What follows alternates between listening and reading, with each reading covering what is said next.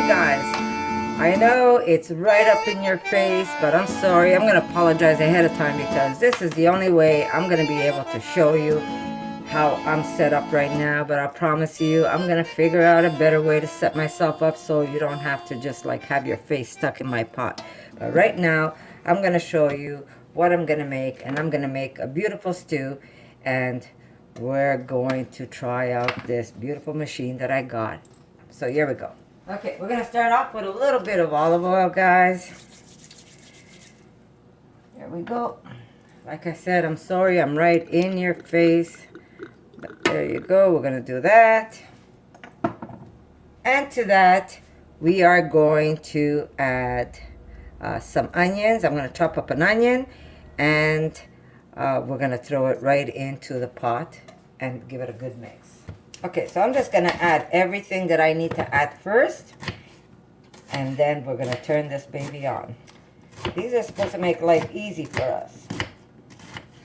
Well, I don't mind cooking. I don't mind cooking from scratch, but I know that a lot of you work outside the house and come home tired, and you really don't want to be playing around with food.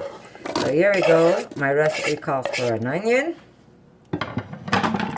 Now, when I cooked up my meat, I threw some garlic cloves, right? So I'm not going to waste this. I'm going to take these garlic cloves and I'm going to throw it right in. And these are creamy like... Did you hear that? Someone's trying to call me. These are creamy like butter. There you go. Okay, so guys, I'm going to put on the saute button. And we're going to start sauteing our onion, and we're going to saute our potatoes. I'm putting 3 medium-sized potatoes.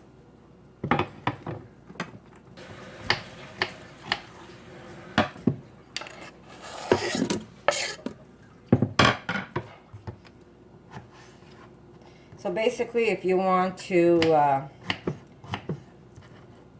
do a little pan frying or pan sauteing, you just press the saute button and it heats up your pot. There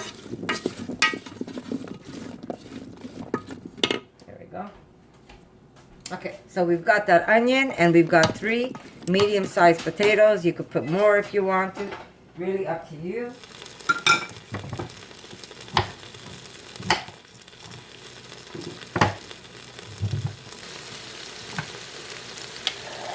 I'm going to put 2 large carrots.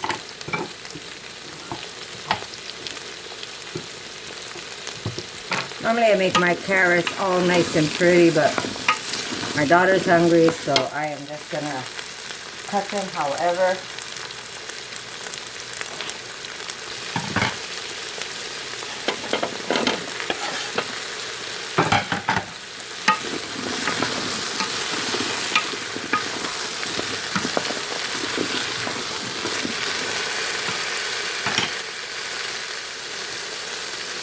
I'm going to add my beautiful meat.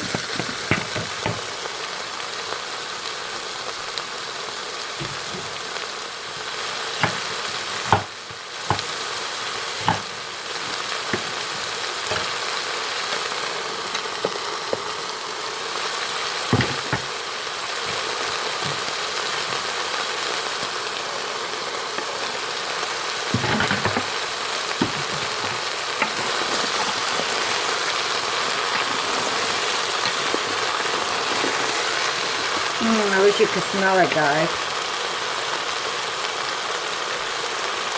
Some mushrooms. How many is really up to you.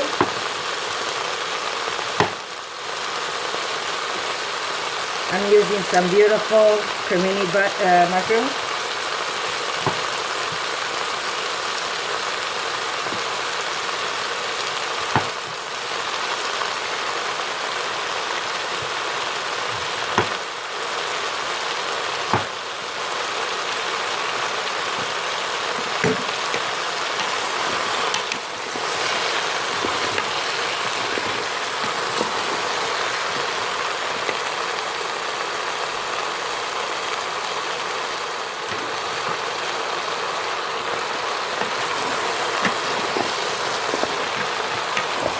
smells good. I wish I could taste it.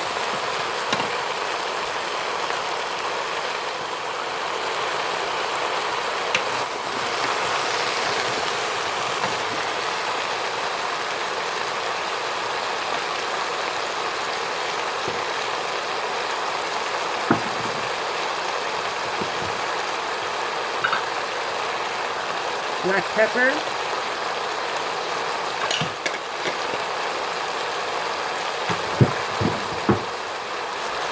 A fresh bay leaf.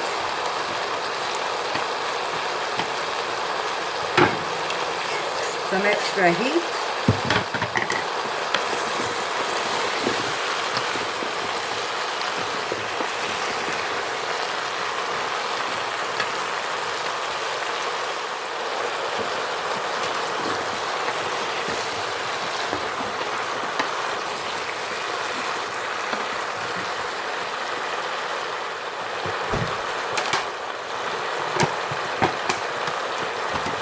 Put in a whole swig of rosemary.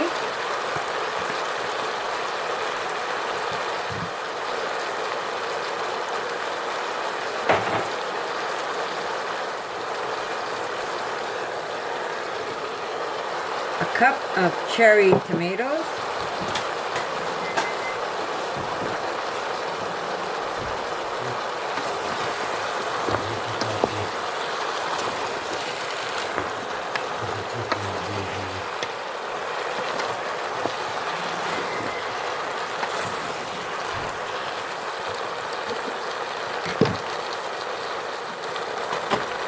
I had some leftover potatoes, they're gonna go in.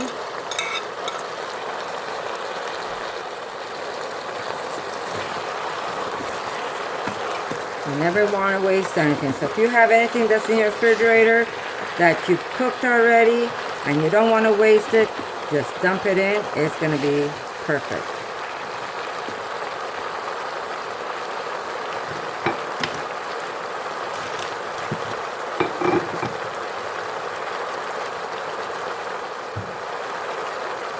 Some extra mushroom powder.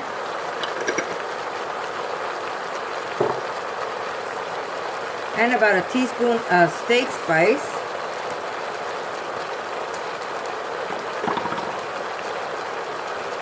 I'll leave the salt out because my broth is already salty, so I will only add it if I have to.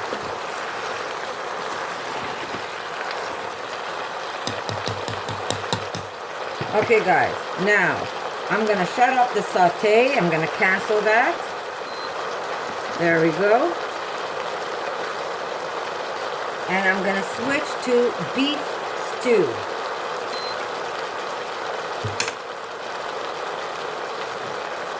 I'm going to add 2 cups of my seitan broth.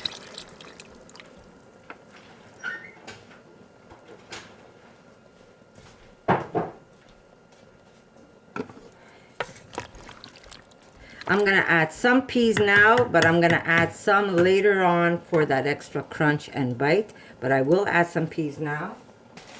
I like using frozen peas because, like I said, I usually like to add some right at the end, and it leaves it, just gives it a nice little bite. Here we go. There's a cup of peas for now, and then I will add more later.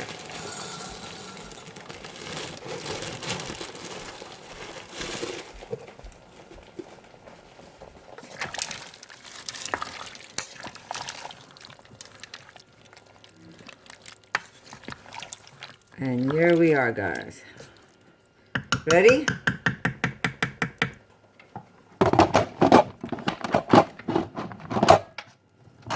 Lock and seal. Very easy. So there you go, guys. That easy.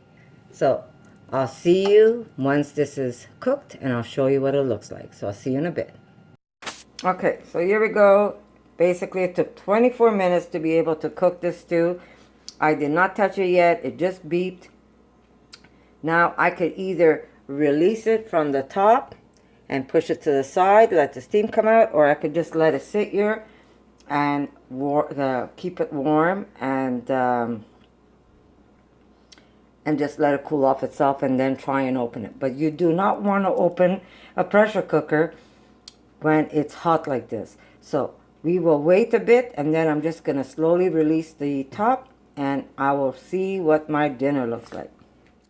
Okay guys, here we go. I have my pressure release and the steam came out. But if you're not going to use this, that's an instant release. If you look in the front of your, let me just grab my camera.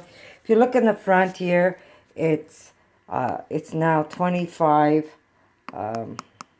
minutes that the machine released it by itself on its own. So it did release by itself. If you don't touch the release button on top, it does release the pressure by itself. So we're just going to open this up. Here we go. Never force it, guys. You should never be able to force this.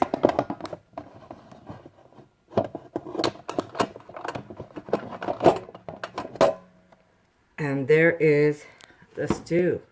There you go. Now, if you want this a little thicker, what you can do is you can simply add a little bit of flour or cornstarch to the dish, and it will thicken it up for you. But we're fine the way it is. We're just going to add some fresh parsley. Can you hold this for me, Erica? Right to the end, so this way it just gives it a nice little bite. And there is dinner. I'll just take off my rosemary stem. And there you go. Like I said, if you want a little bit of thickness to this, it's very easy. I'll show you. Looks so good. It looks and smells so good. Okay, so I just took about 2 tablespoons of flour. You can use cornstarch if you want. And there we go. We're just going to add some liquid to this.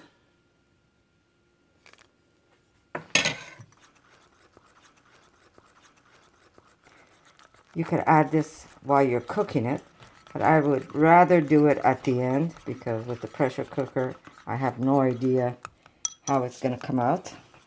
So that's how fast. There we go. So that's how fast it is to just thicken up your stew.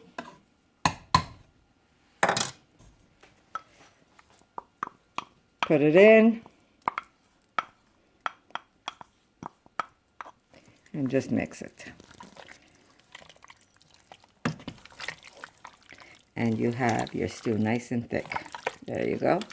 Took just a couple of seconds to do that. Now, I can't taste this, unfortunately, because, like I said, I'm on a water fast. But there is dinner. My daughter's going to enjoy this. My husband's going to enjoy it. And it really took no time at all to make this. So I hope you like this recipe, guys. And if you do, leave me a comment. Tell me if you try it. And I'll see you in my next video. For more videos like this, make sure to subscribe to Connie's RAWsome Kitchen, give it a thumbs up, and share it with your friends.